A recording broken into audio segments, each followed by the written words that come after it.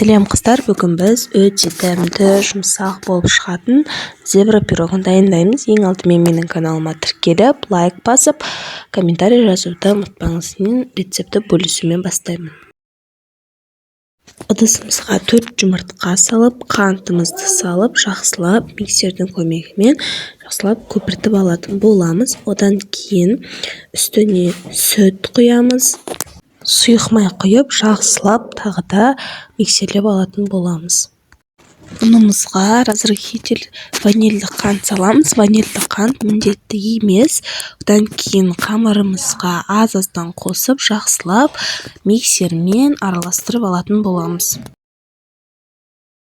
Қамырымызды екіге бөліп, біреуіне какао салып, жақсылап араластырып алатын боламыз.